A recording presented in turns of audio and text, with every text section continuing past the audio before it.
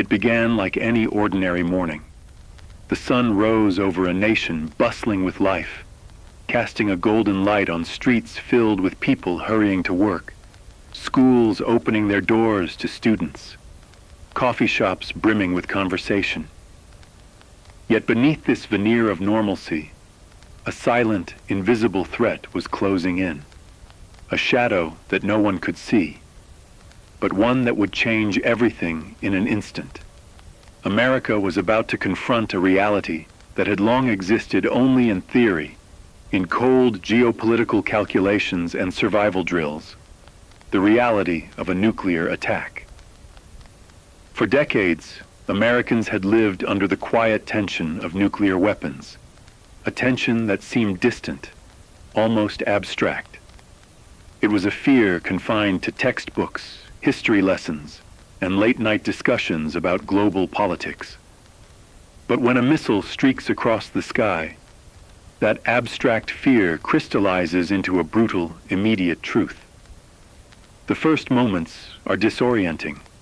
Sirens pierce the air, emergency broadcasts flash across screens, and the unimaginable becomes undeniable. People freeze, trying to comprehend what they are seeing. Disbelief mixes with terror, and the instinct to survive overwhelms everything else. Then comes the first explosion, a violent eruption of energy so intense it defies comprehension.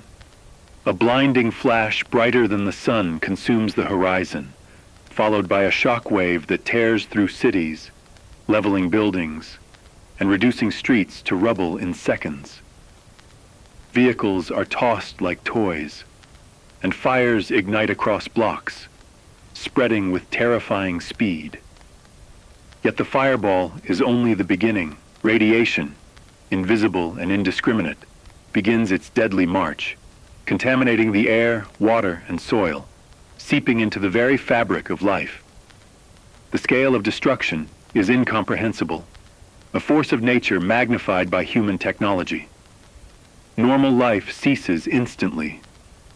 Families scramble for cover in basements, subway tunnels, and makeshift shelters, seeking protection from a threat no one was ever meant to endure. Phones become useless, jammed with frantic calls, and communication breaks down entirely. The uncertainty is paralyzing.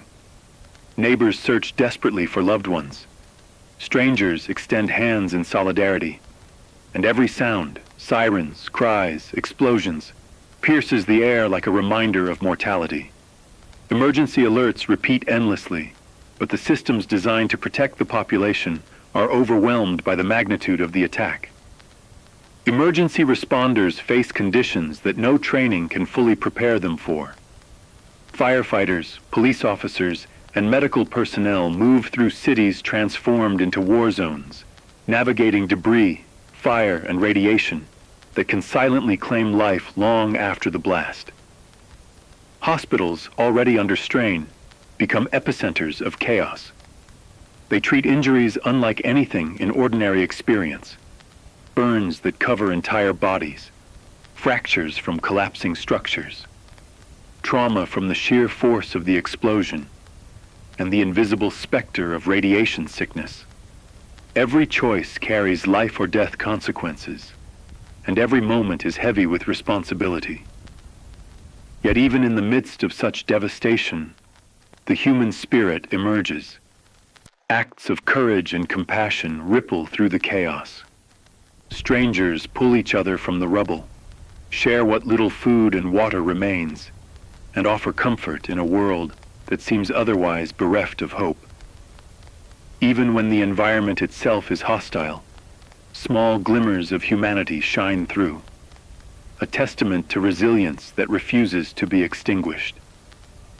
Amid fear and uncertainty, people find a way to persevere, to protect, to survive. The impact of a nuclear strike extends far beyond the immediate blast zone. Fallout drifts silently, contaminating regions hundreds of miles away, altering ecosystems and making once thriving areas uninhabitable. Crops fail, water becomes unsafe to drink, and entire communities face evacuation. Cities that were once centers of culture and commerce may be rendered ghost towns. The economic and social fabric of the nation is shattered, infrastructure collapses, and society faces a test unlike any in history. The aftermath is not just physical destruction. It is psychological, emotional, and generational. National panic escalates rapidly as essential systems fail.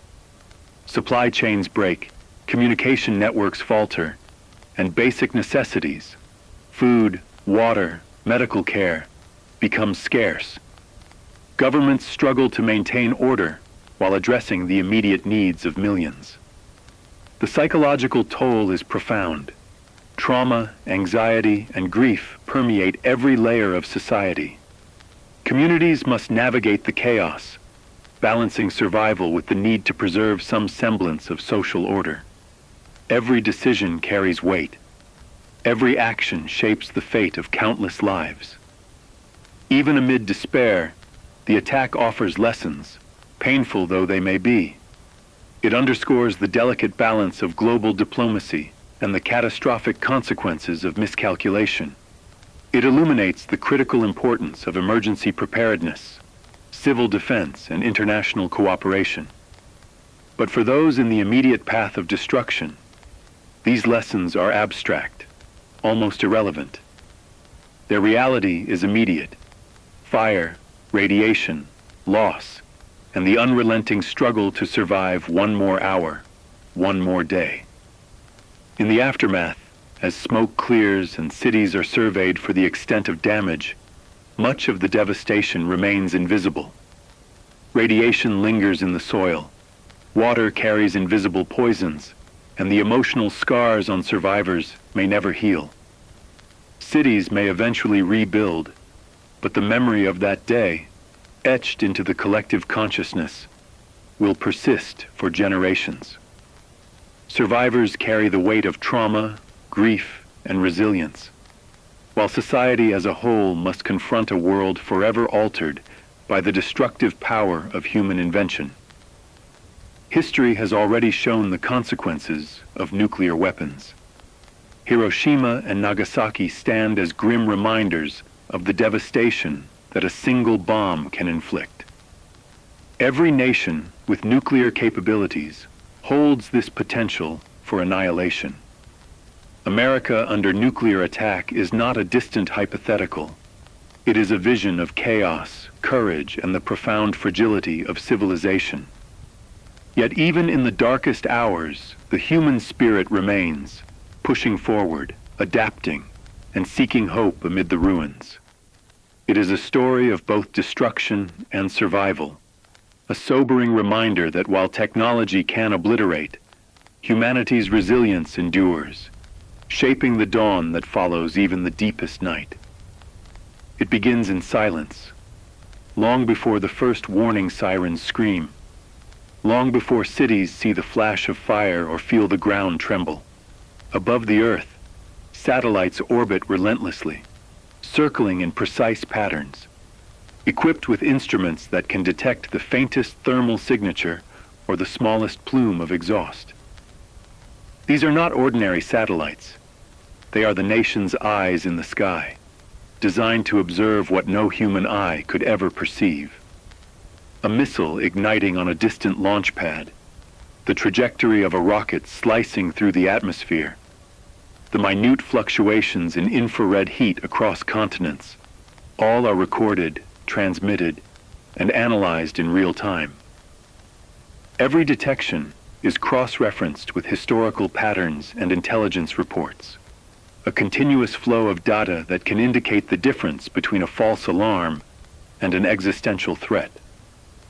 These satellites are silent, yet they carry a burden heavier than any human could bear: the responsibility of alerting a nation before catastrophe strikes. On the ground, radar arrays stretch across the remote landscapes of the continent, their towering antennas sweeping the skies in methodical, unending arcs. Each radar station is a fortress of vigilance, staffed by operators trained to detect anomalies invisible to ordinary vision. They interpret blips on screens, subtle echoes that might suggest a launch thousands of miles away. In these control rooms, the tension is almost tangible. Every movement, every adjustment could hold the fate of millions in the balance. The air is heavy with concentration, punctuated by the quiet hum of machines, the occasional soft click of switches, and the deep, steady breathing of those who know that even a single misinterpretation could have consequences beyond comprehension. Meanwhile, intelligence analysts across the globe are sifting through mountains of information, integrating data from satellites, radar, human sources, and intercepted communications. Every intercepted conversation, every unusual military movement, every sudden change in satellite imagery becomes a potential warning sign. Analysts work with painstaking care, piecing together fragments of information, building a picture of intent and capability that is constantly evolving. There is no room for error. Each decision is based on probabilities and predictions. Yet the cost of being wrong is absolute. The human mind is pushed to its limits in these moments, balancing logic with instinct, uncertainty with urgency. At the heart of this network is NORAD, the North American Aerospace Defense Command, operating from deep within the fortified caverns of Cheyenne Mountain.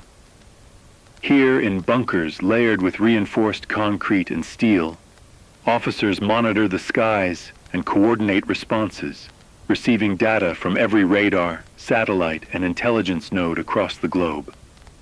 They are the first to see the warning lights, the first to interpret the trajectory of missiles that may be headed for the United States.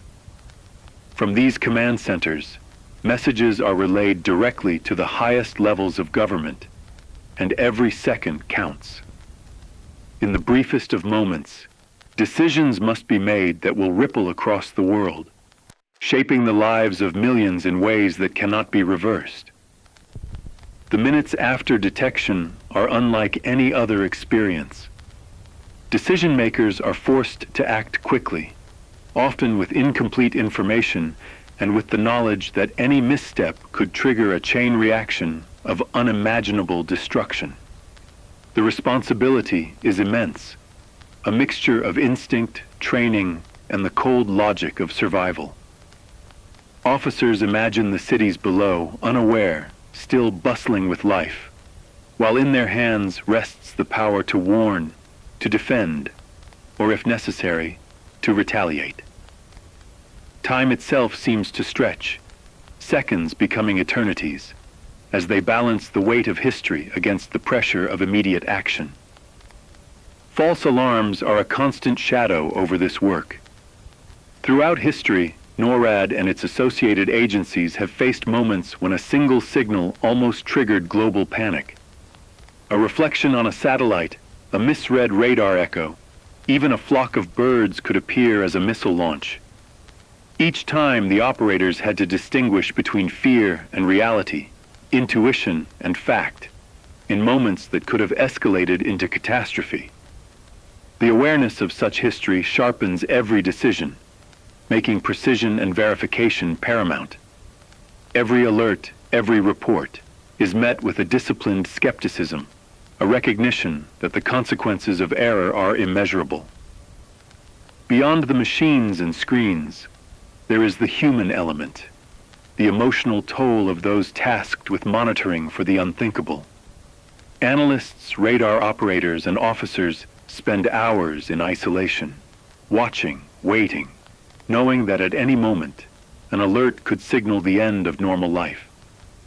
The psychological strain is immense, the constant awareness that they are the first line of defense, that their interpretation of data could save millions or doom them. In these silent, high-stakes moments, their humanity meets the machinery of modern warfare, and the tension is absolute. The early warning systems themselves are astonishing feats of engineering, yet they exist for one purpose: to provide humanity with a chance, however fleeting, to respond. Satellites, radar, and intelligence networks detect what the eye cannot see. But it is human judgment that transforms data into action. In those crucial minutes, every calculation matters, every decision matters, every heartbeat matters. From the vast expanse of orbiting satellites to the quiet command rooms beneath mountain bunkers, the nation holds its breath, relying on technology and courage in equal measure. The systems are precise, unyielding, and tireless, but it is the people behind them who carry the emotional weight, who understand in ways no machine ever could what is truly at stake. In this silent, tense theater, every alert triggers a cascade of decisions. Machines analyze, humans interpret, and history waits. Each blip on a screen can become the prelude to global crisis. Every second brings forward the possibility of survival or devastation. Time is compressed, tension is total, and the fate of millions rests on the delicate interplay of intelligence, observation, and human judgment. In these moments, America's survival hinges on the extraordinary capability of its early warning systems and the extraordinary courage of those who operate them. Once the early warning systems detect a potential threat, the responsibility shifts immediately to the government and military command structure. From the secure bunkers of NORAD to the highest offices in Washington, the race against time begins. Within minutes, key decision makers are briefed, military units are alerted, and communication channels across the nation are activated. The corridors of power hum with urgency as plans that have existed on paper for decades are suddenly tested in real life. Every procedure, every protocol is scrutinized under the harsh light of reality. The lives of millions hang in the balance, and the weight of that responsibility presses down on every officer, politician, and analyst involved. In these moments, continuity of government is paramount. Plans exist to ensure that even under the most extreme circumstances, leadership remains intact. Evacuation protocols move leaders to secure locations, underground bunkers equipped to sustain them for weeks, if not months. The president, cabinet members, and essential staff are transported under layers of protection, shielded from the immediate effects of a nuclear strike, while maintaining command over military and emergency response units. Communication lines, hardened against EMPs and other disruptions, ensure that decisions can be issued and executed, even when the surface world is descending into chaos. The orchestration is precise, rehearsed, and terrifyingly complex, all designed to prevent a collapse of authority in the moments when order is most fragile. Simultaneously, military commands across the country are activated. Missile silos, air bases, and naval units move into readiness. Orders are dispatched with almost mechanical precision, trained hands executing protocols they have rehearsed countless times. In underground bunkers and on radar decks, officers calculate trajectories, assess threats, and weigh responses in seconds. The tension is unimaginable. To act too slowly could invite destruction. To act too aggressively could escalate conflict beyond control. The balance between retaliation, defense, and restraint is razor thin, and every decision is imbued with moral, strategic, and historical weight. Meanwhile, emergency services on the ground are mobilized, though they often move into situations that defy conventional understanding. First responders brace for impacts, fires, structural collapses, and mass casualties. Hospitals prepare to handle injuries on a scale that overwhelms capacity, anticipating burns, trauma, and radiation sickness. Urban centers, highways, and shelters are coordinated to maximize the chance of civilian survival.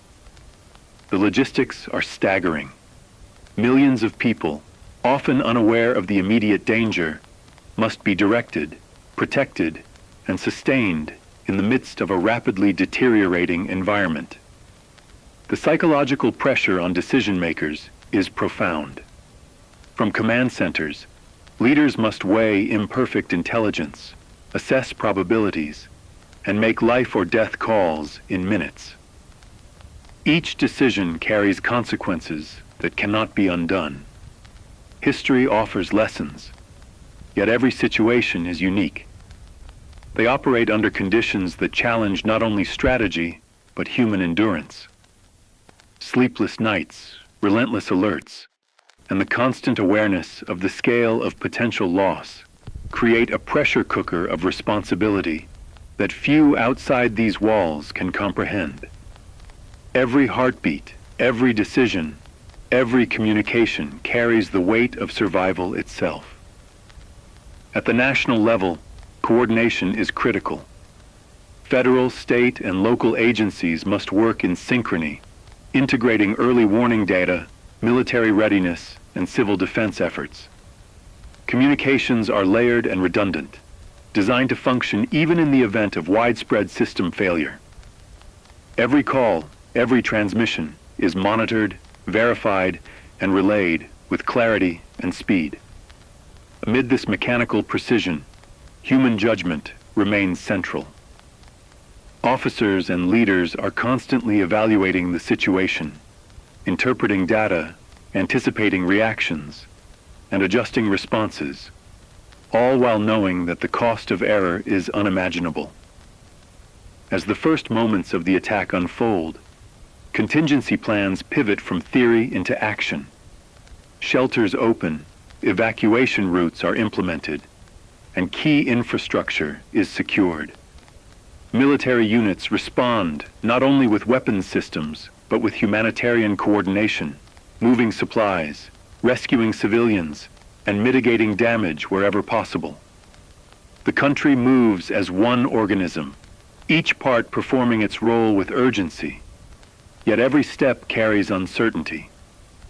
Chaos is inherent, but order is imposed through preparation, training, and the unrelenting focus of thousands of individuals working against time. The military and government response is not only about surviving the immediate threat, but also about preserving the possibility of recovery. Systems are in place to ensure that essential services, electricity, water, communication, can be restored, that leadership remains unbroken, and that the nation can begin to rebuild even in the shadow of catastrophic loss. Decisions made in the first minutes and hours set the trajectory for days, weeks, and months to come. The gravity of every order is amplified by the understanding that they may determine whether society survives or collapses. In these moments, humanity and machinery intersect in their most critical form. Satellites, radar, intelligence, command structures, and communication networks all work in harmony, yet they are guided by human judgment, courage, and endurance. The tension is total. Every signal, every message, every calculated move can alter the course of history. And amid the noise of alerts, alarms, and urgent communications, there is the quiet weight of responsibility, a recognition that, for better or worse, the fate of millions rests on the decisions made in these underground bunkers, in command centers, and along the lines of communication that stretch across the nation. While satellites and command bunkers scan the skies and military units move into readiness, the safety of millions of civilians relies on preparation that has evolved over decades. Civil defense, once a concept of posters and drills, has become a critical, though often invisible, component of national survival. Across towns and cities, shelters are mapped, supplies are stockpiled, and evacuation plans are rehearsed in quiet anticipation of a disaster that most people hope never comes. The work is meticulous, the planning exhaustive, and the stakes nothing less than life or death. The history of American civil defense is a story of both ingenuity and fear. During the Cold War, children learned duck and cover, families built backyard shelters, and communities participated in air raid drills. Today the principles remain, though the tools have grown more sophisticated. Modern shelters are designed to withstand blasts and contain radiation for days, even weeks. Emergency supply caches store water, food, and medical essentials. Communication systems are established to keep information flowing even when conventional networks fail. Every route, every structure, every plan is intended to give civilians a chance, a slim but vital chance, to survive the unimaginable. Yet preparation is not just physical, it is psychological.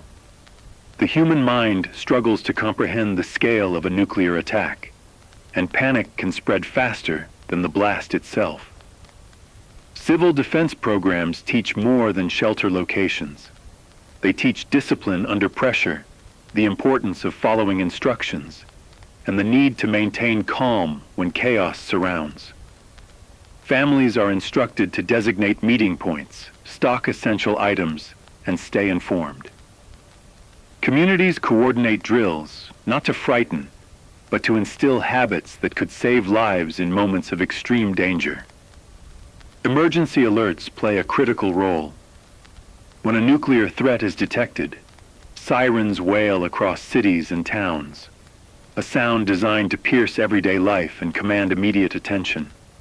Radio, television, and now mobile alerts broadcast precise instructions, telling citizens when to seek shelter, what to bring, and how to stay safe. The instructions are often simple but life-saving. Move to the lowest point of a building, shield against radioactive fallout, conserve water and food, and wait for further instructions. For those in the path of destruction, these seconds and minutes are invaluable. Coordination with local emergency responders is equally essential. Police, firefighters, paramedics, and National Guard units are trained to move swiftly, directing civilians, clearing roads, and responding to immediate hazards. Hospitals are prepared for mass casualty situations, anticipating the worst while hoping for the best. Even small towns, far from major urban centers, maintain emergency plans, understanding that in a nuclear scenario, the effects can ripple for hundreds of miles. The effort is monumental, a network of preparation that exists quietly until it is suddenly thrust into action. Despite meticulous planning, uncertainty is unavoidable. Radiation cannot be seen, heard, or smelled, yet it is deadly. Evacuation routes may become congested, supplies may run short, and communication systems may fail. Civil defense programs must account for every variable, designing plans for chaos itself. The individuals executing these plans, emergency coordinators, volunteers, responders, carry an extraordinary burden, knowing that lives will hinge on their decisions and their ability to remain composed under extreme pressure. Training exercises simulate these realities. Communities practice moving populations into shelters, distributing essential resources, and coordinating with military and government agencies. Each drill reinforces routines that, in the event of a real attack, could mean the difference between survival and tragedy. It is not merely bureaucracy. It is an education in endurance, resilience, and human ingenuity under unimaginable stress. And yet, even the best prepared communities must confront fear and uncertainty. Families huddle in basements, strangers share limited resources, and every sound, from distant sirens to the wind-rattling windows, becomes a potential harbinger of danger. The psychological strain is immense, as ordinary citizens confront extraordinary circumstances. Civil defense seeks to mitigate this strain, to provide structure, information, and hope, even as the shadow of nuclear devastation looms overhead. Civil preparedness is ultimately a collaboration between technology, government planning, and human action. The early warning systems detect the threat, the military organizes the response, and civil defense ensures that the people on the ground have guidance, protection, and a path to survival. In combination, these layers of preparation form the nation's first line of defense, not against fantasy, but against a reality that history has shown is possible. The silent work of shelters, drills, and emergency protocols stands ready, often unnoticed, until the day it is needed most, when seconds and decisions become the difference between survival and extinction. Amid the precise calculations of satellites, the flashing screens of radar stations, and the orchestrated movements of government and military command, the human face of a nuclear attack is raw, immediate, and unfiltered. For civilians caught in the path, life transforms in an instant from routine to unimaginable crisis. Families scrambling to reach shelters, children crying in confusion, neighbors helping neighbors. These are the moments that define the reality of survival. Each individual experience is a story of fear, courage, and instinct, unfolding simultaneously across hundreds of miles of urban and rural landscapes. Imagine a mother clutching her child as the sirens wail overhead, guiding them down a dimly lit stairwell into the basement of their apartment building. Every step carries uncertainty.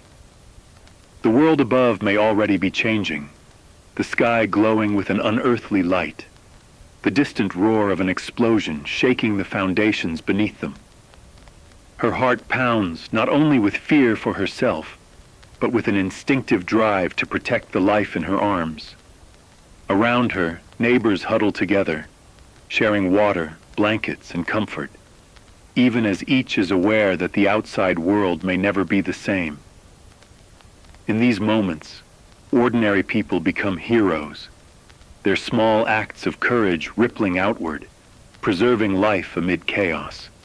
In other parts of the city, first responders confront scenes that defy imagination. Firefighters navigate streets torn apart by blasts, searching for survivors amid twisted metal and crumbling concrete. Paramedics move quickly to triage stations, attending to burns, fractures, and radiation injuries with practiced precision, while the scale of the devastation constantly challenges every protocol they have trained to follow.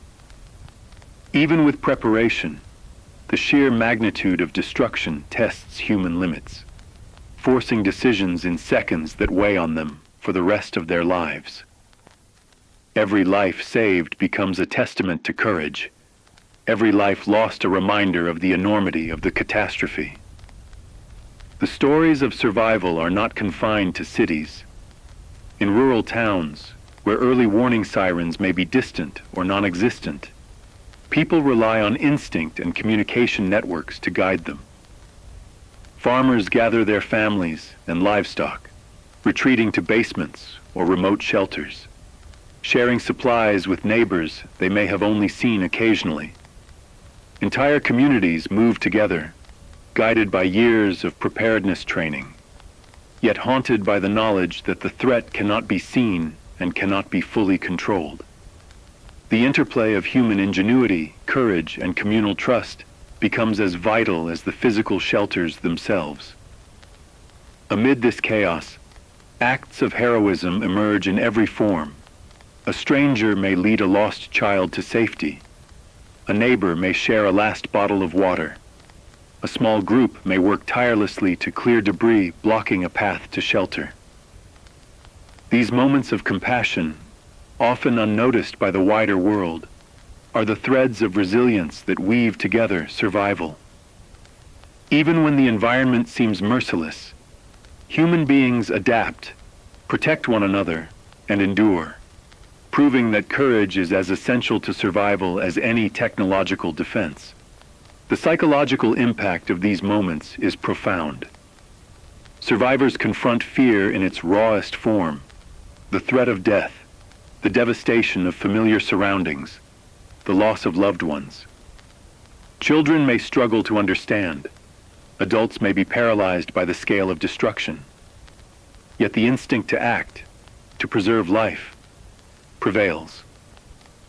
Long after the initial attack, the emotional scars remain: anxiety, grief, survivor's guilt, and a pervasive awareness that life has been irrevocably altered. Yet even in the aftermath, communities begin to rebuild, holding on to fragments of hope while navigating a reality forever changed. Every survivor's account is unique, yet all share common threads: the suddenness of the threat, the instinctive drive to protect loved ones, and the unexpected courage that emerges in moments of unimaginable pressure. These personal narratives, while anecdotal, illuminate the human dimension of a nuclear attack, a dimension that no radar, satellite, or government protocol can fully capture. They remind us that at the center of national defense, amid technology and strategy, are human beings whose actions, small and large, determine the difference between life and death.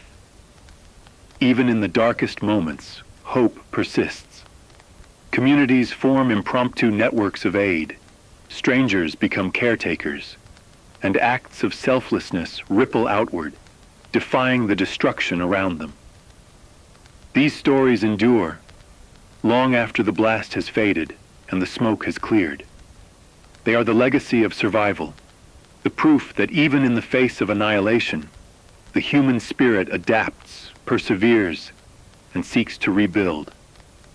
Each narrative, each life saved, becomes a testament to resilience, a reminder that, even under the shadow of nuclear devastation, humanity can find a way to endure. As the initial blast subsides and the dust begins to settle, another more insidious danger emerges: fallout.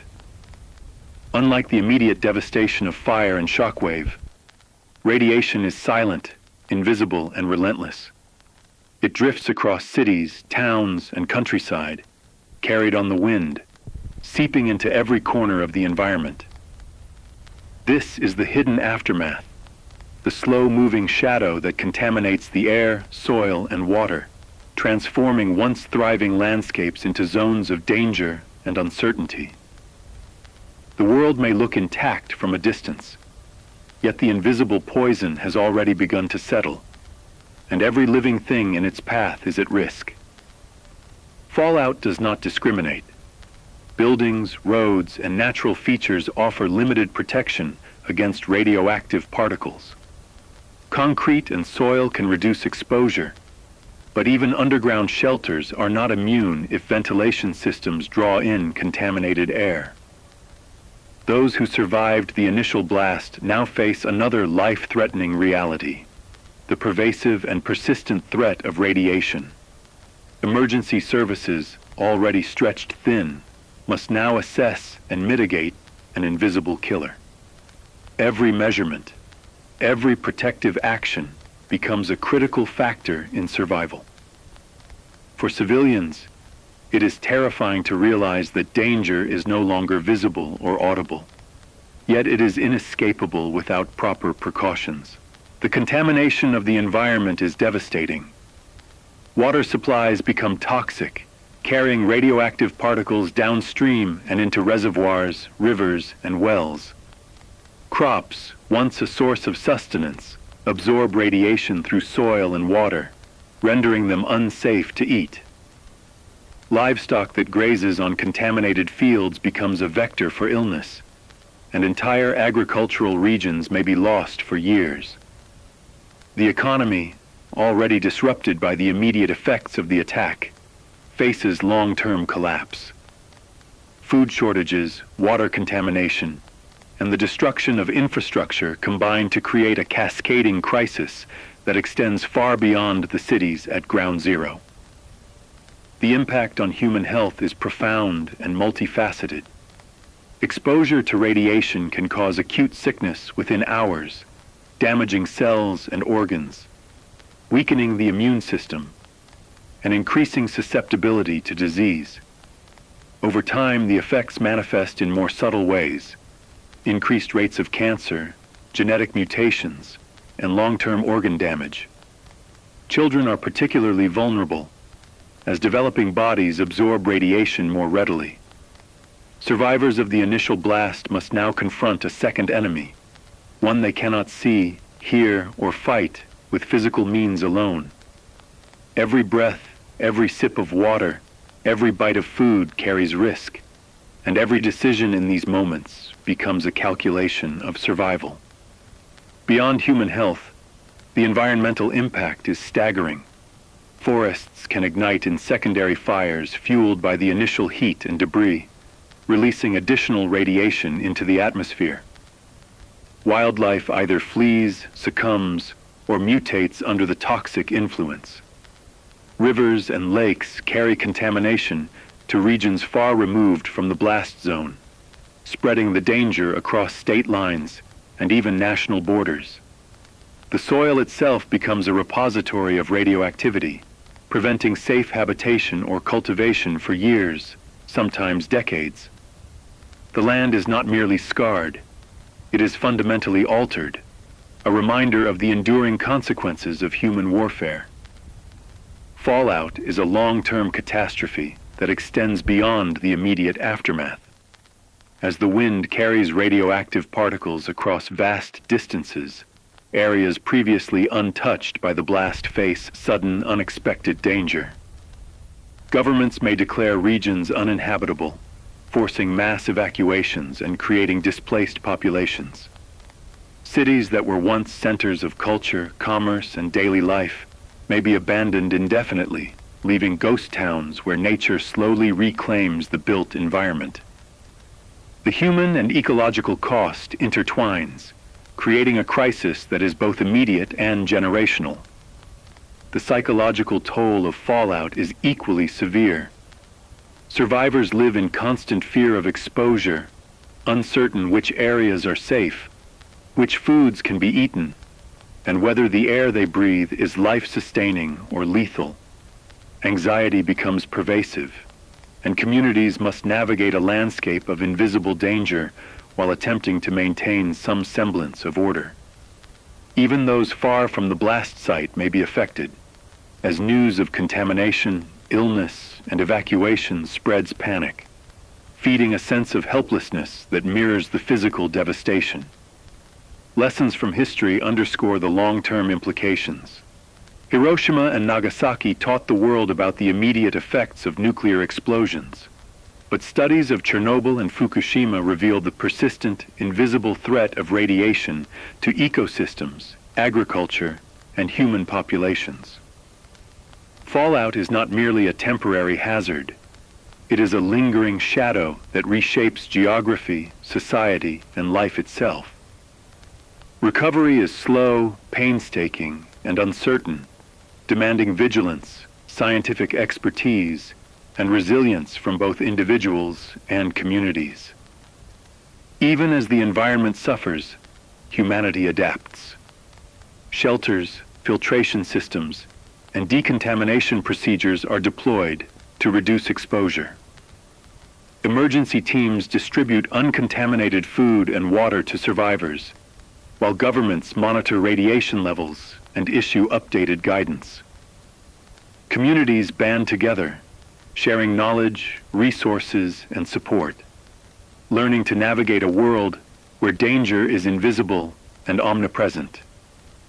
The human instinct to endure, to persevere, becomes as vital as technology, training, and scientific understanding in these perilous days.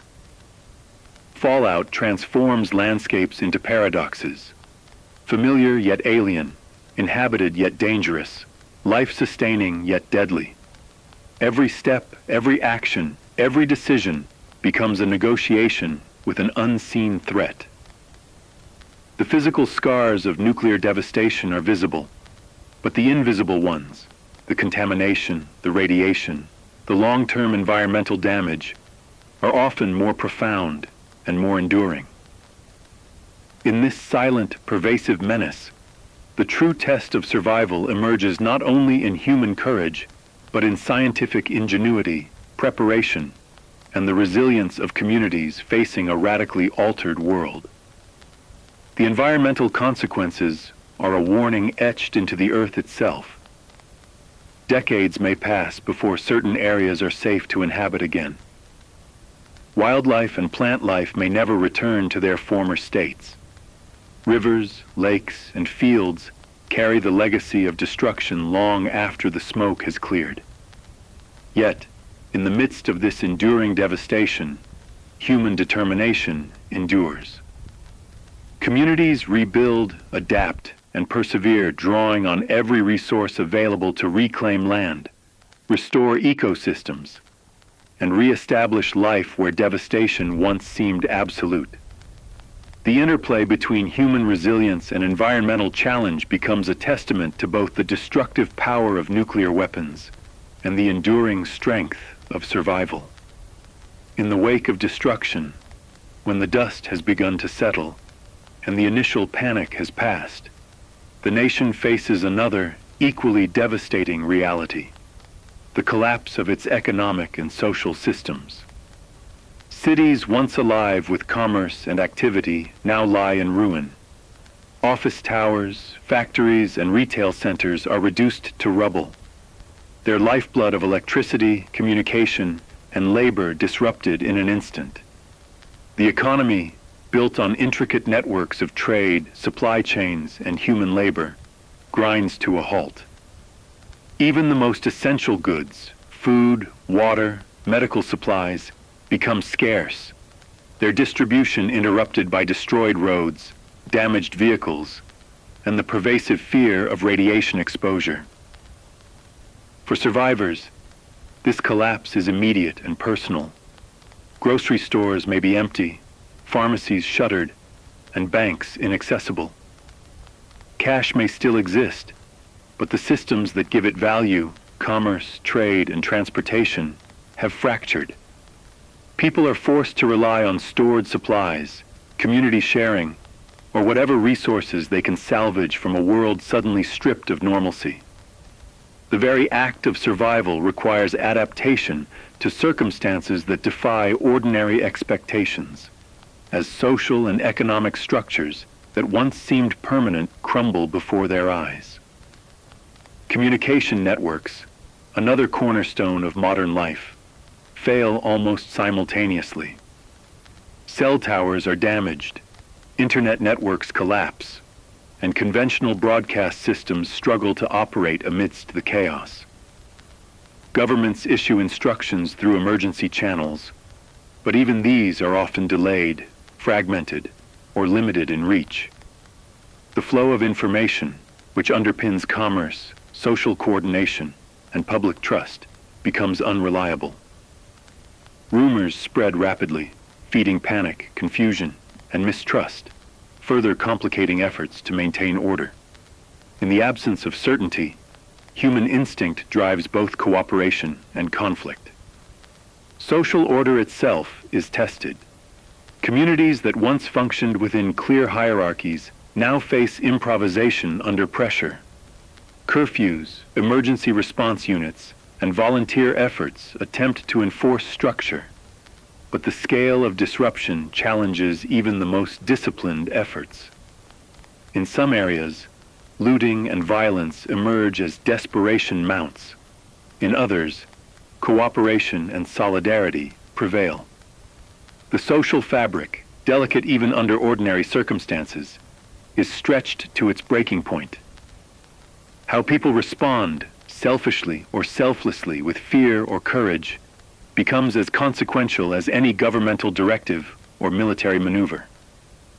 Infrastructure, both visible and hidden, is profoundly affected. Power grids fail, leaving entire regions in darkness. Water treatment facilities are compromised, threatening safe drinking water. Transportation networks collapse, isolating communities from essential services and supplies. Hospitals, already overwhelmed by injuries from the blast and radiation, are further hampered by shortages of staff, medicine, and functioning equipment. In the midst of this breakdown, ordinary activities, grocery shopping, commuting, medical care, become impossible or dangerous, forcing citizens to improvise and adapt at every turn. Economic collapse is not limited to local or regional effects. Supply chains, dependent on complex interconnections across states and even countries, are interrupted at multiple points. Factories shut down, shipments are delayed or destroyed, and markets grind to a halt. Industries critical to national stability, energy, transportation, communications, face simultaneous disruption, creating cascading failures that amplify the initial devastation. Even areas not directly affected by the blast experience shortages, rationing, and rising anxiety, as the broader economy strains to respond to unprecedented stress. The psychological impact of this collapse is profound. People confront scarcity, uncertainty, and the erosion of familiar structures simultaneously. Anxiety, fear, and grief permeate daily life. The loss of income, housing, and access to basic necessities intensifies trauma already inflicted by the immediate attack. Social bonds, while sometimes strengthened by shared hardship, are also tested by scarcity and desperation. Trust, coordination, and resilience become critical commodities as individuals and communities navigate an environment where ordinary expectations no longer apply.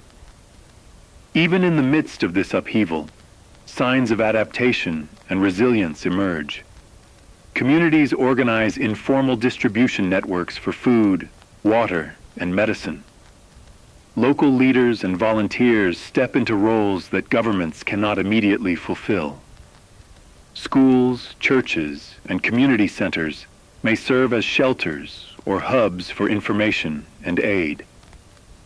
Human ingenuity, improvisation, and cooperation become survival tools, demonstrating the enduring capacity to endure even when societal systems fail. Yet, despite these acts of courage, the broader consequences of economic and social collapse are severe and enduring. Regions may face prolonged disruption, with rebuilding taking months or years.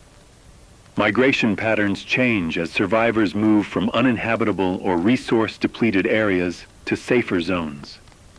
Businesses, industries, and services struggle to recover, reshaping local and national economies for decades. Communities bear not only the physical scars of destruction, but also the social and economic consequences that ripple outward, touching every aspect of life. This collapse is a stark reminder that the impact of a nuclear attack extends far beyond the immediate blast. It is not only the destruction of buildings or the loss of life in the first moments. It is the unraveling of the structures that allow society to function, the interruption of daily life, and the emergence of long-term scarcity and insecurity. Human survival in these conditions depends as much on resourcefulness, cooperation, and leadership as it does on technology or preparation. It is a test of adaptability, endurance, and community in the face of a catastrophe that reshapes the very fabric of civilization. The detonation of nuclear weapons on American soil does not occur in isolation. From the moment the first explosion lights up the horizon, the shockwaves ripple across the globe, reaching capitals, embassies, and military command centers thousands of miles away. Satellites orbiting Earth transmit images instantly. Intelligence networks buzz with alerts. In allied nations, governments scramble to verify the reports, weighing the reliability of data against the terrifying possibility that one of the world's most powerful nations has been struck. Even as the initial panic unfolds in the United States, leaders elsewhere are forced to confront the reality that a nuclear catastrophe is not a distant abstraction, but a present, immediate danger. Military installations in Europe, Asia, and the Pacific move into heightened alert. NATO command centers monitor missile trajectories, scramble fighter jets, and prepare defense systems, unsure whether the attack is an isolated incident or the first act in a larger, coordinated assault. In Moscow, Beijing, and other nuclear-capable capitals, Leaders convene emergency councils, assessing whether retaliation is necessary or whether de-escalation remains possible. Every signal, every radar blip, and every communication becomes critical intelligence. Misinterpretation or delay could trigger an escalation that engulfs the entire planet.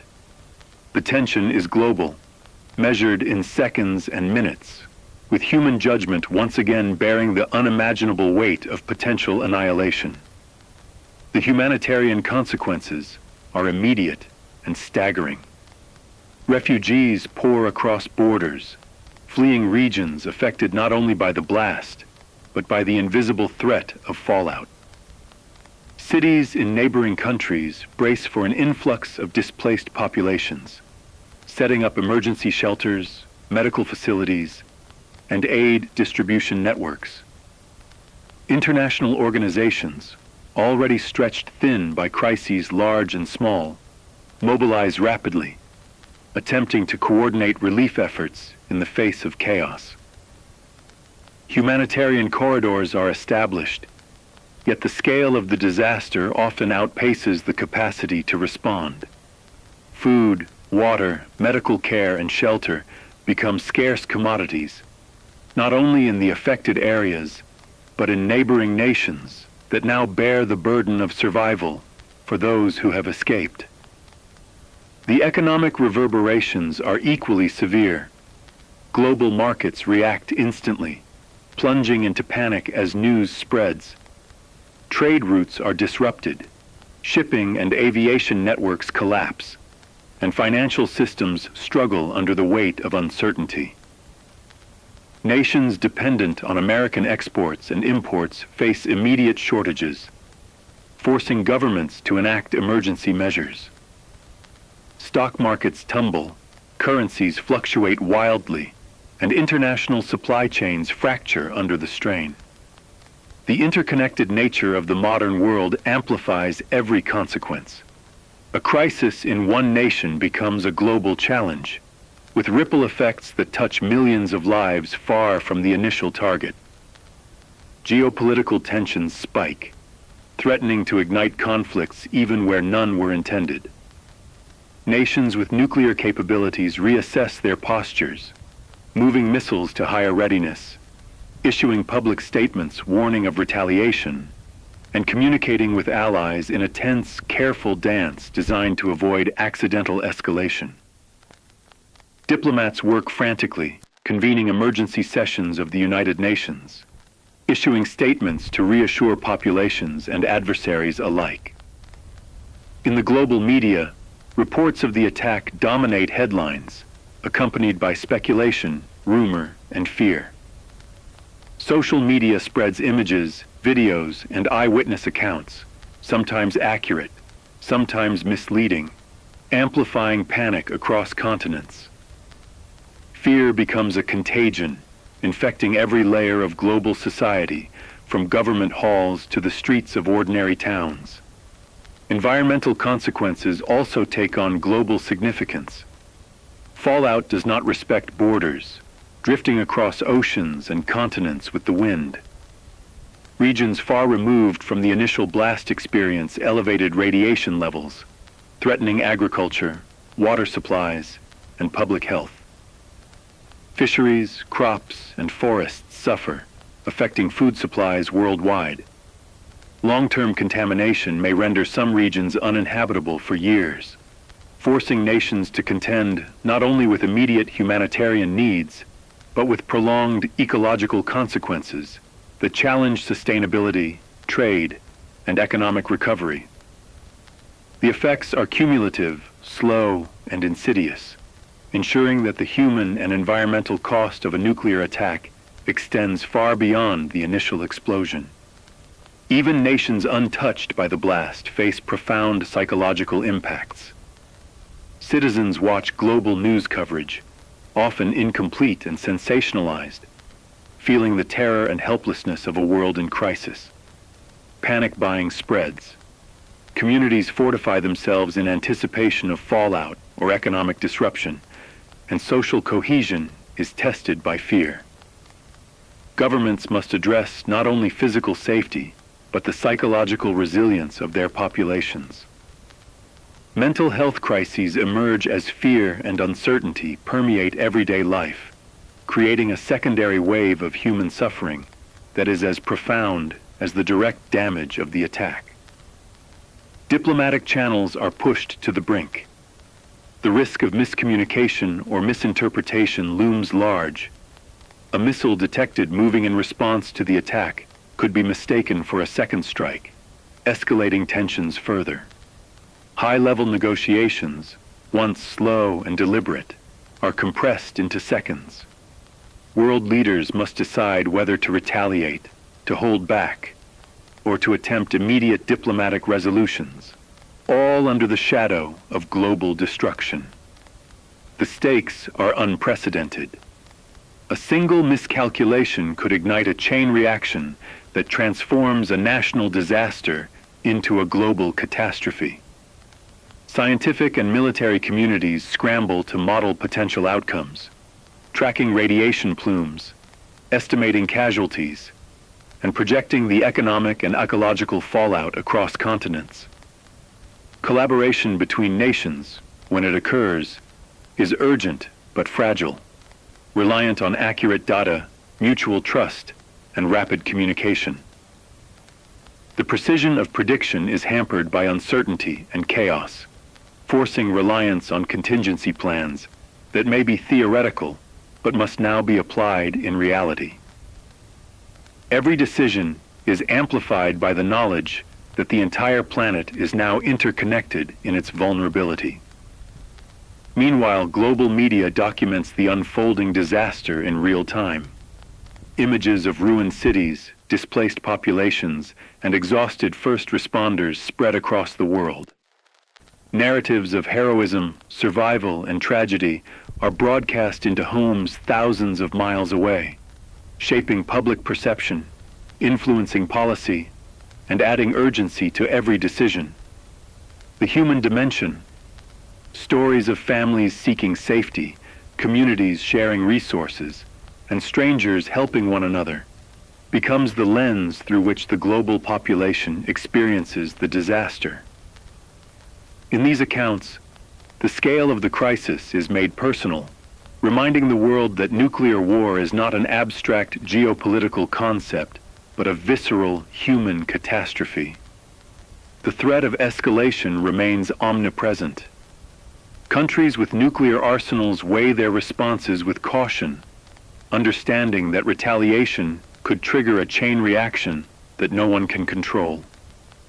Even nations geographically distant from the attack monitor developments obsessively, maintaining heightened alert levels, ready to defend or retaliate if necessary. Diplomatic efforts are relentless, seeking to reassure allies, deter adversaries, and prevent additional strikes. Yet the uncertainty and fear are impossible to fully contain.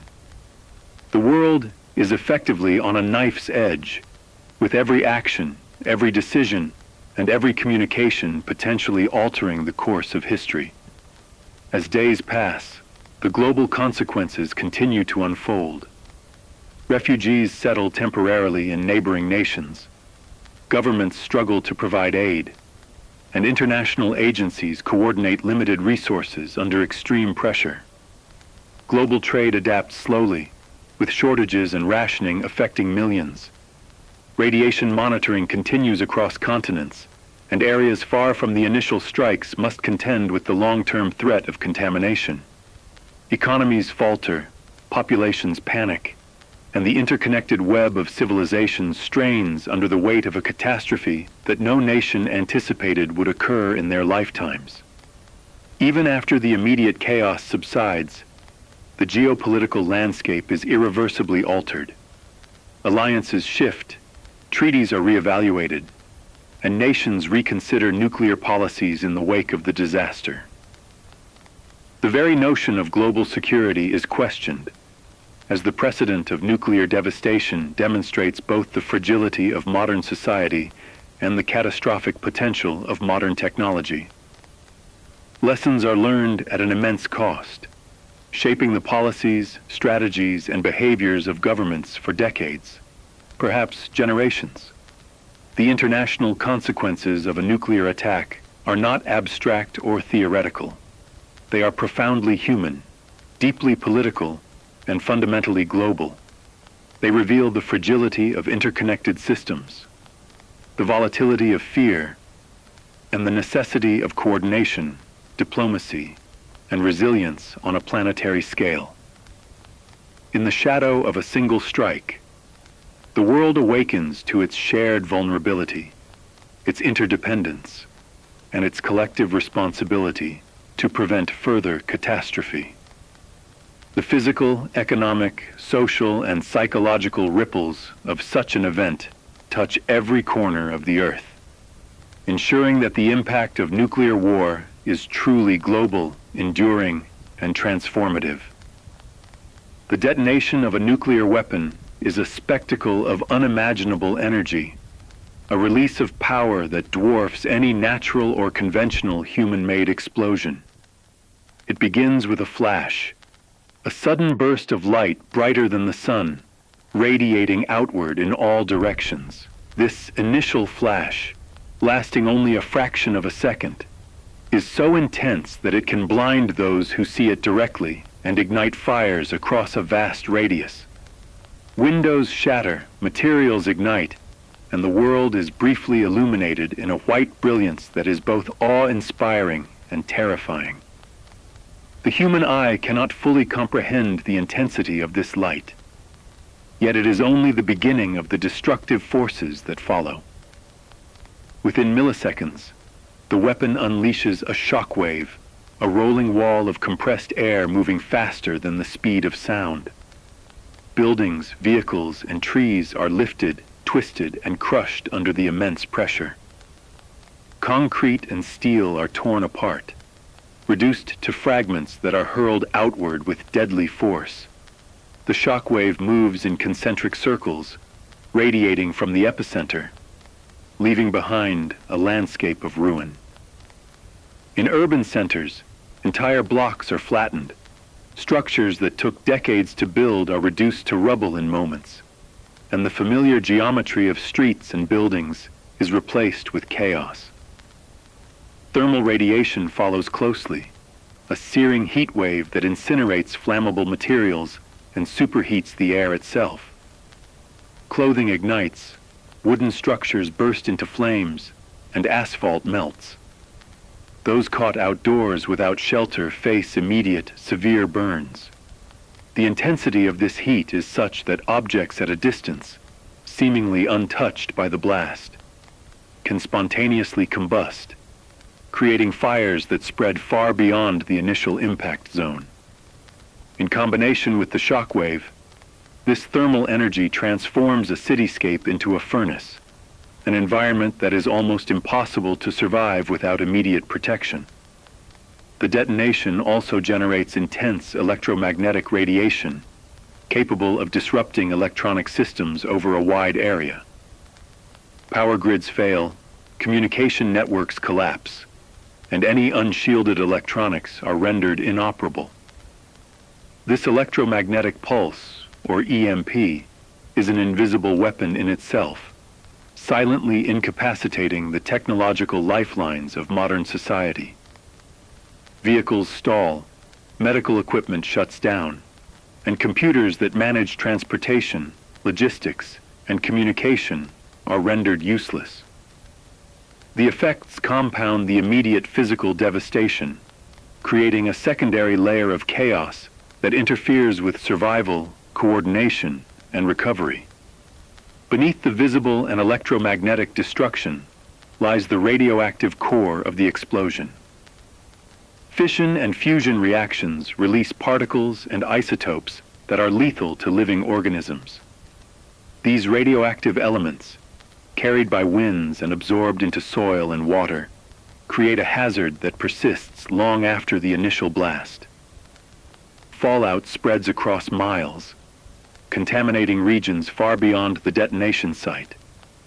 The invisible radiation penetrates structures, contaminates food and water, and poses a long-term health risk. creating a lingering shadow that stretches across generations. The science of nuclear physics, in this context, is no longer abstract.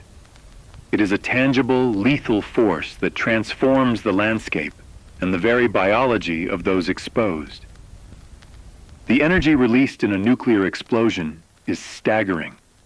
A single modern warhead can release energy equivalent to tens or hundreds of thousands of tons of TNT.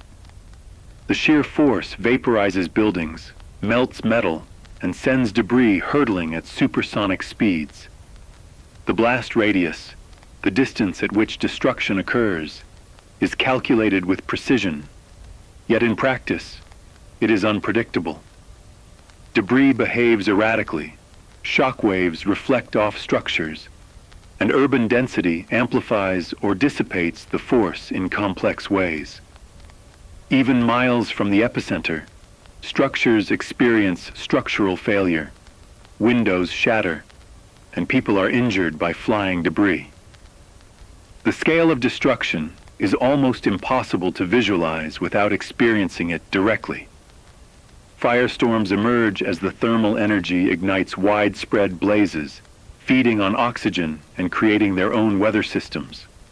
Intense heat draws air upward, generating violent winds that spread flames further, sucking in oxygen and intensifying the inferno. Smoke and particulate matter rise into the atmosphere, reducing visibility and contributing to longer-term environmental consequences. The firestorm is both a product of the explosion and a force of nature in its own right, consuming everything in its path and compounding the human and structural toll. The interaction of blast, heat, and radiation is particularly lethal for human life. Those caught within the immediate blast radius are subjected to overpressure that crushes organs, ruptures eardrums, and damages internal tissues in ways that conventional injuries cannot replicate. Thermal radiation ignites clothing and skin, causing third-degree burns over large areas of the body. Radiation poisoning begins in those exposed to high levels, disrupting cellular function, weakening immune responses, and initiating a cascade of medical crises that extend far beyond the initial blast. Survival depends on distance, shielding, and timing, factors often beyond human control in the chaos of an explosion. Nuclear detonations also generate a series of secondary effects that ripple outward unpredictably. Structures weakened by the initial blast collapse in the following hours or days. Fires spread in patterns dictated by wind and debris. And chemical reactions from destroyed industrial sites release toxic fumes into the air. Bridges, pipelines, and transportation infrastructure fail, creating additional hazards for survivors and responders. The science of these secondary effects involves physics, chemistry, meteorology, and biology, all interacting in complex, deadly ways that magnify the initial destruction. Meteorological conditions at the time of detonation play a critical role in the distribution of fallout. Wind patterns, rainfall, and temperature inversions determine the trajectory of radioactive particles, spreading contamination hundreds of miles from the blast site. Rain can wash radioactive material into rivers and soil, amplifying ecological damage and creating long-term hazards for agriculture and human habitation. Snow, fog, or cloud cover may alter the intensity and distribution of thermal radiation, while urban canyons channel blast waves unpredictably, creating zones of extreme destruction interspersed with areas of relative survival. The science behind the blast also explains why even highly trained emergency responders face near impossible odds. Protective gear can mitigate some effects, but not all. Structural collapse, firestorms, radiation exposure, and the unpredictable nature of debris all create hazards that exceed conventional disaster response capabilities.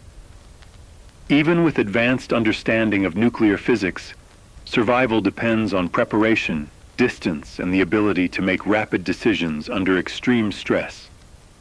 The interaction of these scientific forces with human vulnerability underscores the unique and unparalleled danger of nuclear weapons. Modern nuclear weapons also incorporate innovations designed to maximize efficiency and destructive potential. Fusion warheads, thermonuclear designs, and variable yield mechanisms allow unprecedented control over energy release, blast radius, and radiation output. Yet the underlying principles remain the same: a release of enormous energy, a cascade of physical forces, and an invisible but lethal radioactive signature. The science is precise, almost mathematical, yet its application in the real world interacts with unpredictable variables: human behavior, environmental conditions, and urban density, making every detonation unique in its consequences. Even decades after the initial explosion, the science of the blast continues to shape the landscape. Residual radiation, structural instability, and environmental contamination ensure that the physical and biological effects linger. Engineers, scientists, and medical professionals work for years to understand and mitigate these consequences, studying fallout patterns, blast dynamics, and long-term health impacts. Each investigation deepens our understanding of the weapon's destructive power, but also reinforces the sobering reality. Nuclear weapons are not merely explosive devices. They are instruments of devastation, whose consequences extend far beyond the moment of detonation. The intersection of physics, human vulnerability, and societal impact creates a multidimensional catastrophe. Shockwaves level buildings. Thermal radiation ignites fires. EMPs disrupt technology. Fallout spreads silently and invisibly. Each scientific effect compounds the others, creating a cascade of destruction that overwhelms preparation and challenges survival. It is a force that cannot be mitigated entirely, only endured, delayed, or managed through extraordinary planning, preparation, and human resilience. In the study of nuclear explosions, simulations, modeling, and historical precedent provide insight, yet they can never fully replicate the human experience. Theoretical calculations cannot convey the blinding flash, the concussive shock, the heat that sears everything it touches, or the silent, invisible reach of radiation. Science explains the mechanisms, the energy, and the potential outcomes, but it cannot fully convey the terror, chaos, and profound consequences that unfold when these forces are unleashed upon a living, breathing society. The science behind the blast is both awe-inspiring and terrifying. It demonstrates the incredible power humans can harness, the precision of modern physics, and the intricate design of energy release mechanisms. Yet it also serves as a warning. This power is unparalleled in its capacity to destroy, to alter ecosystems, to cripple societies, and to inflict suffering that extends across generations. Understanding the science is essential, but it is only one layer of the full reality of a nuclear attack, which combines physics, human vulnerability, environmental consequence, and societal collapse into a single, catastrophic event. The study of these effects underscores a sobering truth. Nuclear weapons are unique in their scale, speed, and unpredictability. The combination of thermal radiation, blast waves, electromagnetic pulses, and radioactive fallout ensures that no modern society could survive unscathed without extraordinary preparation. Every aspect of the blast, visible, invisible, immediate, and long-term, interacts with human and environmental systems in complex ways. It is a reminder that the forces unleashed in a nuclear detonation are absolute, that the consequences extend far beyond the moment of explosion, and that humanity's survival depends as much on understanding, planning, and resilience as on the technology itself. In the months and years following a nuclear attack, The immediate chaos gives way to a slow, painstaking struggle. Recovery. The first steps are the most difficult, as survivors navigate landscapes scarred by fire, radiation, and destruction. Cities that once thrived as centers of culture, commerce, and daily life lie in ruins. Roads are impassable, buildings reduced to skeletal structures, and the basic utilities, water, electricity, communications, may be non-functional for months, even years. The physical rebuilding is monumental, but equally daunting is the task of rebuilding human resilience, community, and society itself. Survivors must adapt to conditions that challenge every assumption about normal life. Food and clean water may be scarce, and long-term radiation contamination can make agricultural land unsafe for years. Communities establish emergency farms, rely on stored supplies, and create rationing systems to sustain themselves. Schools and hospitals, often destroyed or overwhelmed, are re-established in temporary structures. Every step of recovery requires ingenuity, resourcefulness, and cooperation. Ordinary tasks, cooking a meal, treating a child's injury, or transporting supplies, become exercises in strategy, improvisation, and survival. The psychological scars of such devastation are profound and enduring. Survivors grapple with trauma, loss, and the daily realities of living in a world transformed. Families mourn loved ones. Communities mourn the loss of familiar landscapes. And nations mourn the collapse of infrastructure and institutions. Mental health becomes as critical as physical survival. Social support networks, counseling, and community rebuilding efforts are essential in helping people cope with fear, grief, and uncertainty. In these moments, human resilience is tested not by a single decision or act of heroism, but by the sustained courage required to endure and rebuild over years. Economic recovery is equally complex. The destruction of infrastructure, industry, and financial systems disrupts trade, employment, and commerce on an unprecedented scale. Nations must reassess priorities, redirect resources, and implement programs to stabilize economies while simultaneously addressing humanitarian needs. Industries critical to survival, energy, food, healthcare, transportation, must be rebuilt first, while non-essential sectors wait their turn. Reconstruction is slow, measured in decades rather than months, and every decision has long-term implications for the social and economic health of communities and nations. Global assistance plays a critical role in this recovery phase. Nations unaffected by the blast may send humanitarian aid, medical teams, and supplies to support survivors. International organizations coordinate relief efforts, managing resources, providing technical expertise, and helping establish temporary infrastructure. Even with this support, recovery is uneven. Regions closer to the blast face prolonged hazards from fallout and infrastructure collapse, while areas farther away contend with disrupted supply chains and economic shocks. The interdependence of the modern world becomes starkly apparent. Survival and recovery are not isolated challenges, but global endeavors. Rebuilding society also requires addressing environmental damage. Fallout contaminates soil, water, and vegetation for years, complicating agriculture, habitation, and industry. Cities and towns may need to be decontaminated, or in some cases abandoned entirely. Rivers, lakes, and other natural resources are monitored and remediated wherever possible.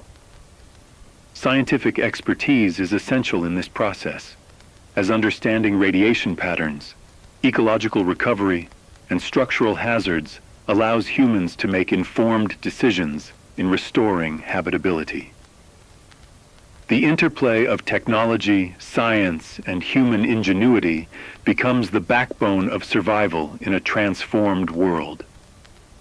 Cultural recovery is another essential aspect.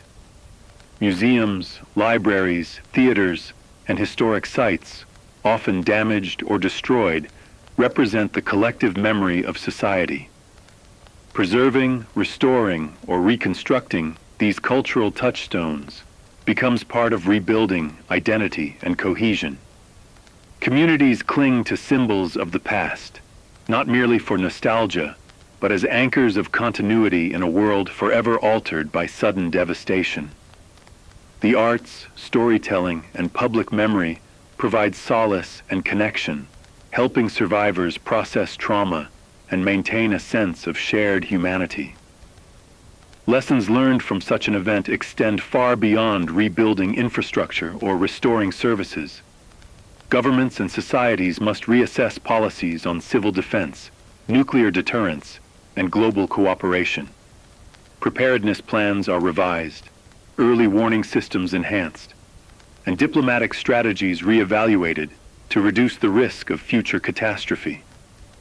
Education programs, public awareness campaigns, and scientific research are intensified, ensuring that the experience informs policies, strategies, and personal preparedness for generations to come. In this sense, the aftermath of a nuclear attack becomes both a challenge and a catalyst for innovation, resilience, and foresight. Communities themselves evolve. Shared experience of trauma fosters new social structures, mutual aid networks, and cooperative governance models. Neighbors, once strangers, become integral parts of survival strategies. Leadership emerges in unexpected forms, often based on capability, courage, and trust, rather than formal authority. These adaptations illustrate the capacity of humanity to rebuild not only physically, but socially, forging cohesion and resilience from the crucible of disaster.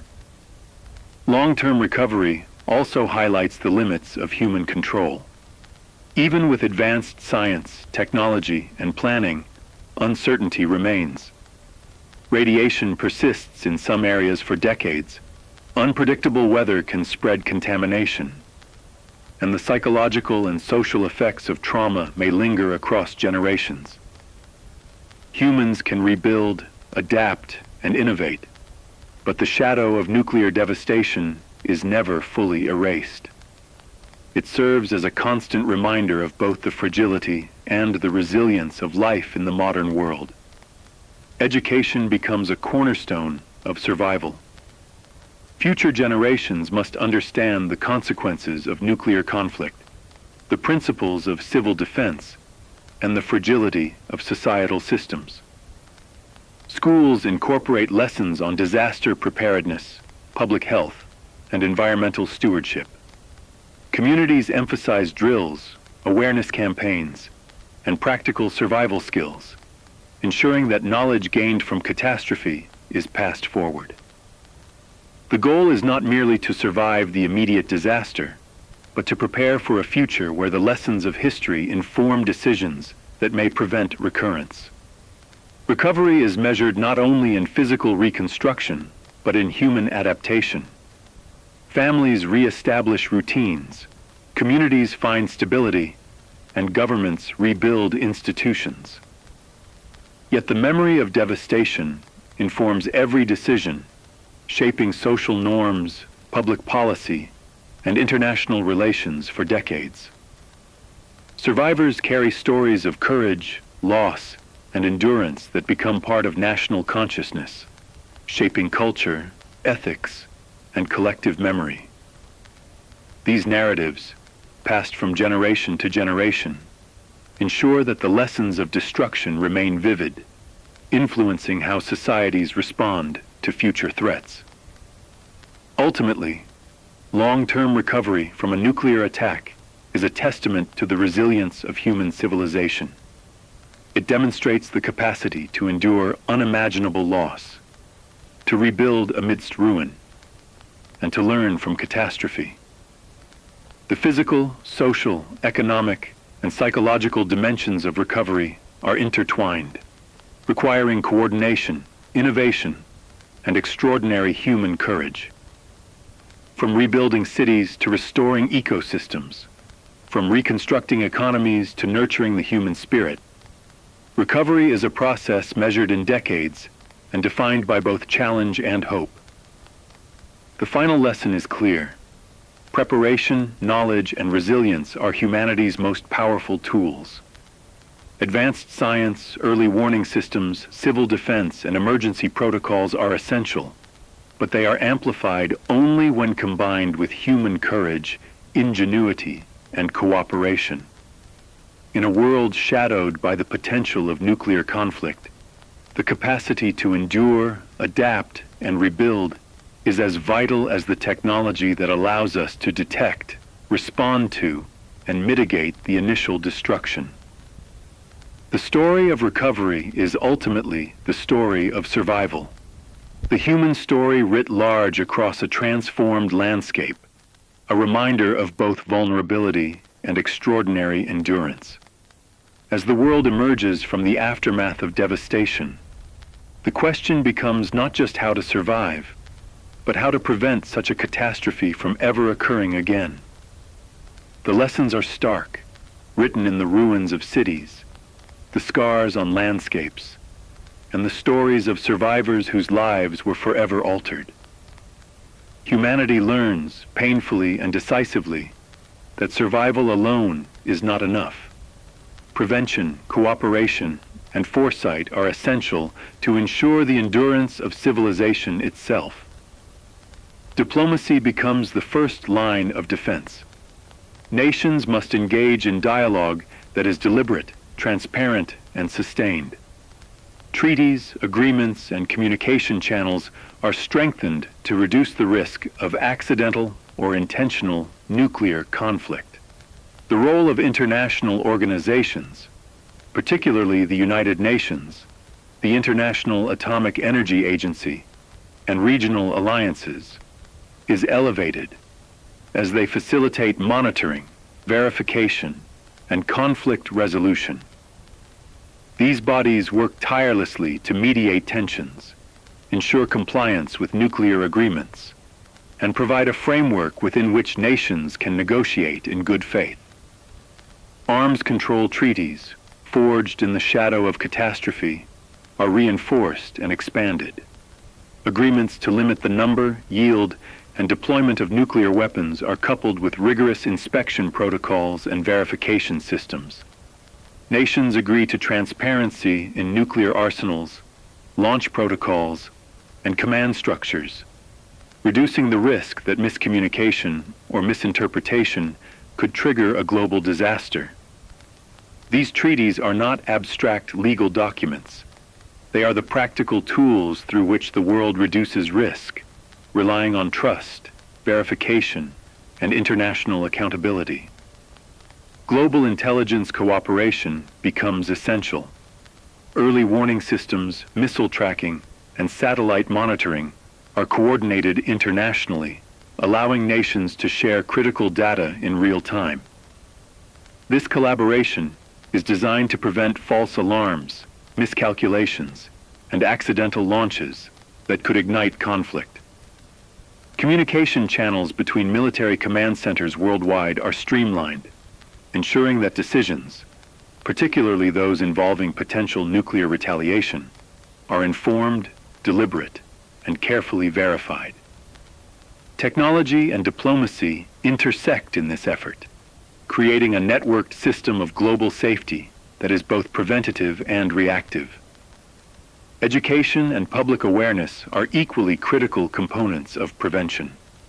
Citizens around the world are taught not only about the dangers of nuclear weapons, but also about the importance of diplomacy, cooperation, and global stewardship. Public campaigns emphasize the catastrophic consequences of nuclear conflict, fostering a culture of responsibility that transcends national borders. Informed populations exert pressure on governments to prioritize disarmament, transparency, and peaceful resolution of conflicts, knowledge becomes a shield, as humanity realizes that prevention is as much about understanding and foresight as it is about military capability. Science and innovation also play a crucial role in prevention. Advances in monitoring, detection, and verification technology allow nations to confirm compliance with treaties, track nuclear materials, and detect clandestine activities. Research into missile defense systems, while controversial, provides additional layers of security. Even as these technological solutions evolve, they remain grounded in the understanding that no system can entirely replace diplomacy, trust, and global cooperation. The science of prevention is inseparable from the politics of prevention. Global cooperation extends beyond governments. Non-governmental organizations, think tanks, academic institutions, and civil society participate actively in advocating for nuclear risk reduction. Conferences, summits, and international forums bring together experts, policymakers, and citizens to discuss strategies, analyze risks, and propose actionable solutions. This broad-based engagement ensures that prevention is not the responsibility of a few leaders alone, but a shared commitment of the global community. The lessons of history, scars, survivors, and destroyed cities serve as the catalyst for this shared responsibility. The psychological dimension of prevention is profound. Leaders and citizens alike must overcome fear, mistrust, and historical grievances.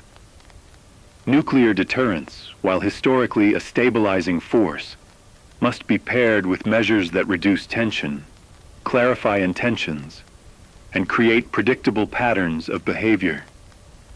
Human judgment, tempered by historical experience and informed by science, becomes the ultimate safeguard against escalation. Every negotiation, every inspection, and every international dialogue is a reminder that humanity's survival depends as much on wisdom and restraint as on technology or military readiness. Economic incentives also play a role in prevention. Nations are encouraged to redirect resources from nuclear arms programs toward development, infrastructure, healthcare, and education. International agreements can include mechanisms for economic assistance, sanctions, or rewards to encourage compliance with disarmament and non-proliferation initiatives. In this way, preventing catastrophe is intertwined with promoting prosperity, stability, and shared well-being. Survival is not solely a military concern. It is a societal, economic, and moral imperative. Cultural exchange, diplomacy through dialogue, and fostering mutual understanding become tools of prevention. International programs that build relationships between citizens, communities, and nations create trust that can withstand political and military pressures. Exchange programs, collaborative research, and multinational initiatives provide opportunities for nations to engage constructively, reducing the likelihood that misunderstandings escalate into armed conflict. Prevention becomes a holistic effort, integrating politics, science, education, economics, and culture into a coherent strategy for survival. Yet, the shadow of nuclear weapons remains a constant reminder of fragility. Even with treaties, monitoring, and education, the potential for miscalculation, human error, or rogue actors cannot be fully eliminated. The work of prevention is never complete. It is an ongoing process, requiring vigilance, adaptation, and the continual application of lessons learned from history. Each generation inherits the responsibility to maintain peace, reduce risk, and ensure that the horrors of the past do not repeat themselves. The ultimate lesson of prevention is the necessity of foresight and cooperation on a global scale. Humanity must recognize the shared consequences of nuclear conflict, the interconnected nature of risk, and the absolute need for collaboration. No single nation can ensure survival alone. Prevention requires a collective commitment to diplomacy, transparency, and responsible stewardship of the most destructive technologies ever created. The stakes are nothing less than the survival of civilization itself. History, science, and human experience converge in this imperative. The stories of destruction, the accounts of survivors, the data on fallout and environmental damage, and the lessons from early warning and civil defense all point to a singular truth. The path to survival lies in prevention. Understanding the science, preparing for contingencies, building resilient societies, and fostering global cooperation are not merely strategies. They are moral obligations, a covenant with future generations to ensure that the world never again faces the full horror of nuclear devastation. Even in a world shadowed by past catastrophe, hope persists. Humanity has the capacity to learn, to adapt, and to govern itself with wisdom informed by experience. By investing in diplomacy, education, science, and shared responsibility, nations can transform the lessons of destruction into the foundations of a safer, more secure future. Prevention, like recovery, is measured not in days or months, but across decades, requiring sustained commitment, vigilance, and a recognition that survival is both a right and a responsibility shared by all. In the end, the effort to prevent future catastrophes is as complex and multidimensional as the weapons themselves. It is a fusion of science and diplomacy, morality and pragmatism, courage and foresight. The consequences of failure are unthinkable, yet the potential for success, measured in lives saved, societies preserved, and civilizations sustained, is profound. The work is ongoing, the challenge is immense, and the stakes eternal. But with vigilance, cooperation, and human ingenuity, the shadow of nuclear devastation can be reduced, and the promise of a safer world for generations to come can be realized. Even in the shadow of nuclear devastation, the human spirit endures. History shows that in the face of unimaginable catastrophe, individuals and communities can adapt, persevere, and rebuild. The stories of survival, courage, and cooperation are not simply acts of heroism. They are evidence of an innate resilience that defines humanity. From the rubble of cities to the radioactive wastelands, from the shattered families to the displaced communities, the instinct to survive, protect, and restore life shines with remarkable clarity. This resilience is both personal and collective. Individuals who endure the initial blast, the fallout, and the collapse of society find within themselves a capacity to act, to care, and to adapt that transcends fear.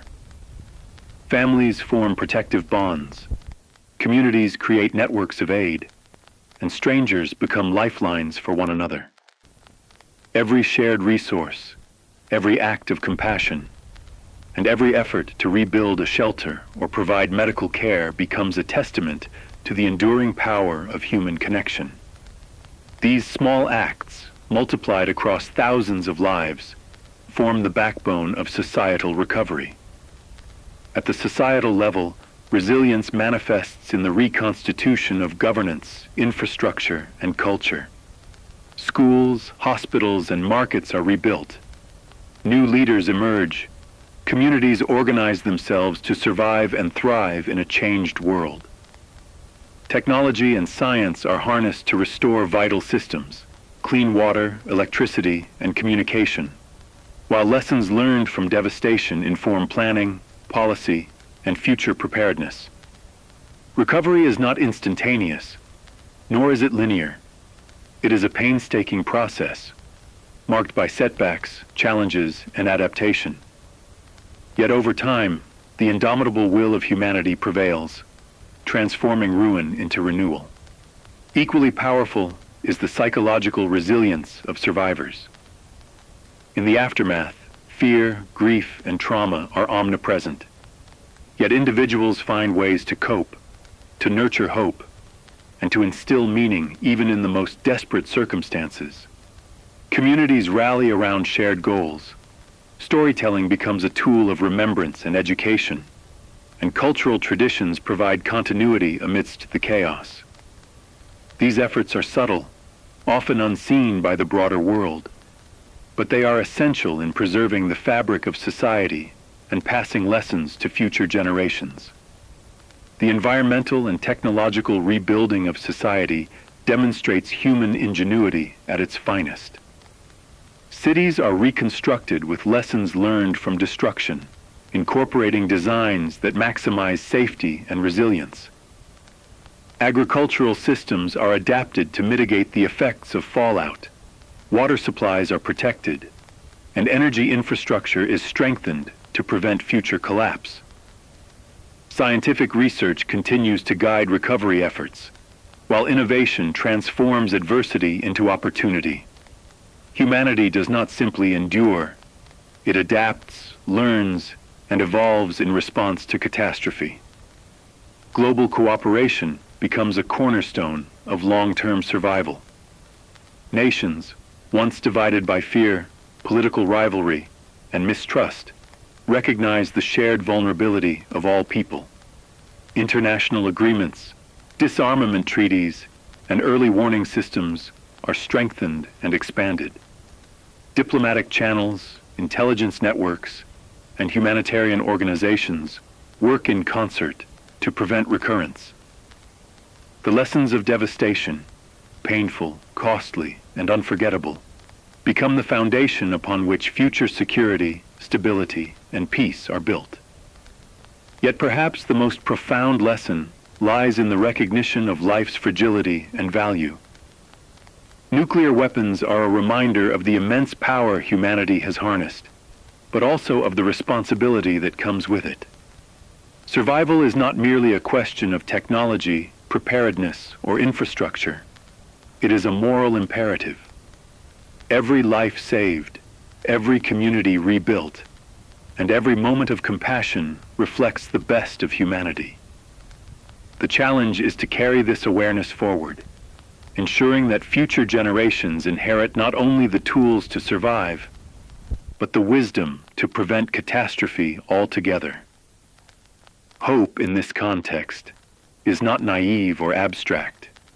It is born of observation, experience, and choice.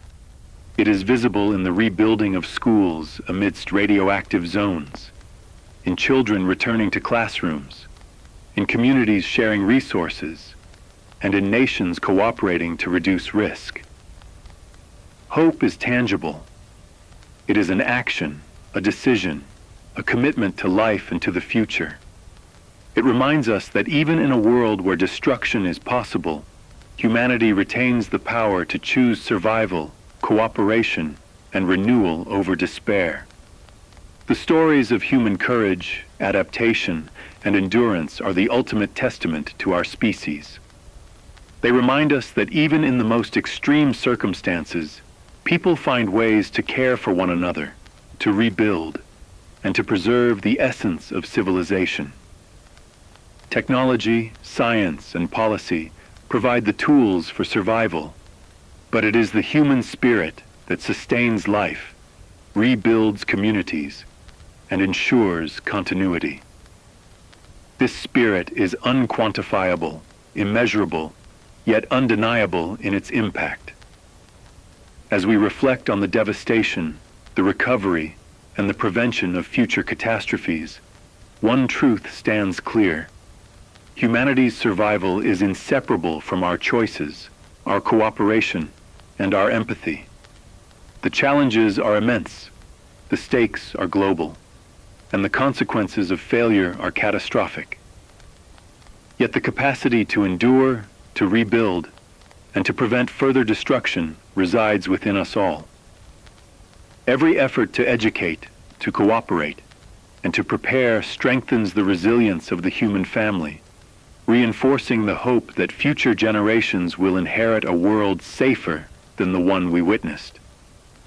And so, as we close this chapter of reflection and awareness, the message is simple yet profound. The future is in our hands. The power to prevent catastrophe, to preserve life, and to nurture civilization rests not in weapons or technology alone, but in the choices we make, the compassion we show, and the courage we demonstrate.